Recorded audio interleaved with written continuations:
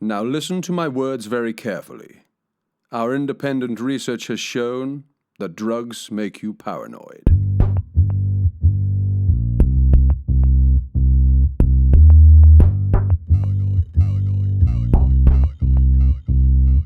We're rolling.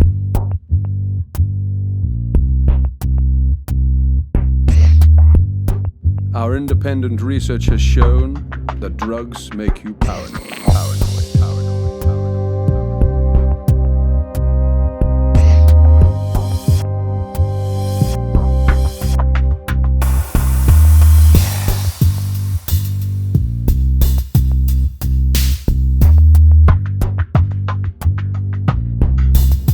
Drugs make you paranoid.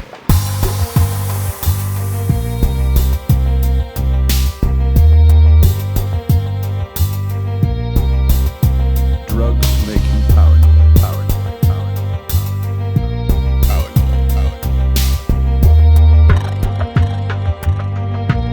Drugs make you paranoid?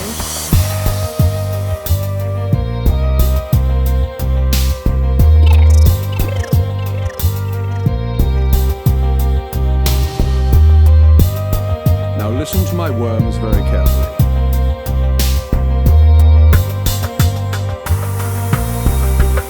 Drugs make you paranoid?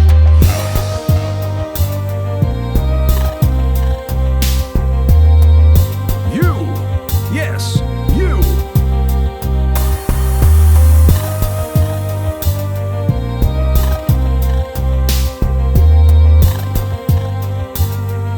Hey, kids! Don't do drugs.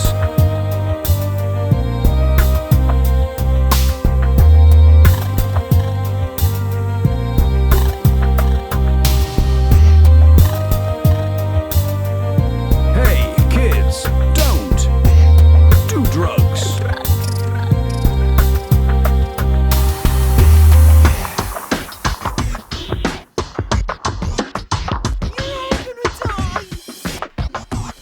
We regret to inform you that there is no off switch.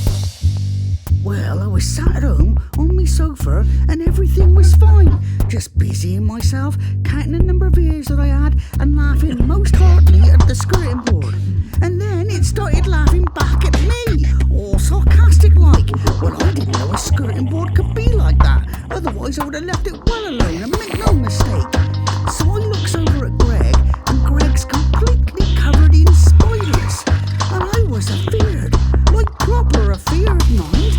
But Greg seemed to be blissfully unaware of all the spiders, and he was still laughing at the skirting board, which was probably for the best, because how was he going to feel when he found out that this was a particularly sarcastic skirting board and that he was completely covered in spiders?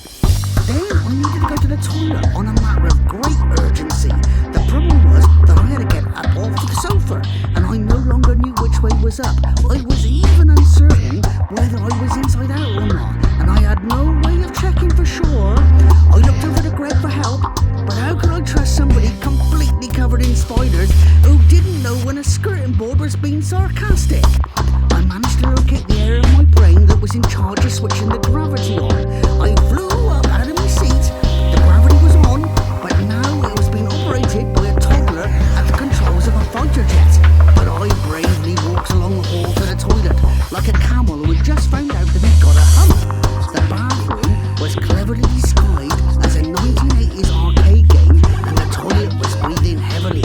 In and out. In and out. It was then I forgot the matter of great urgency, and I realised that I had to concentrate on the other 7 matters of great urgency that I was now facing. I triumphantly returned to the sofa to find that Greg had transformed himself into a cheap away-day return to Blackpool. Book at least 1 week before day of travel, subject to availability. But I had much more pressing issues. It was now that I noticed my brain had been turned to a black treacle-like substance that was trickling out of my ears onto the nice carpet.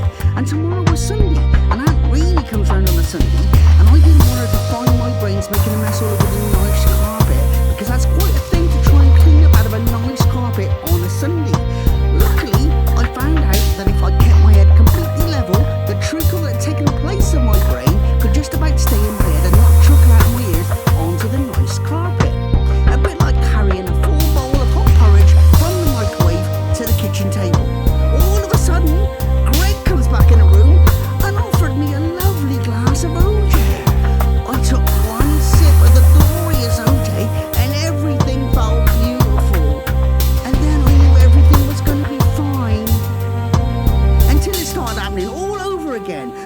this time I had a bilingual wasp in my ear.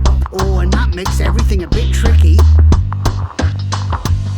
We regret to inform you that there is no off switch.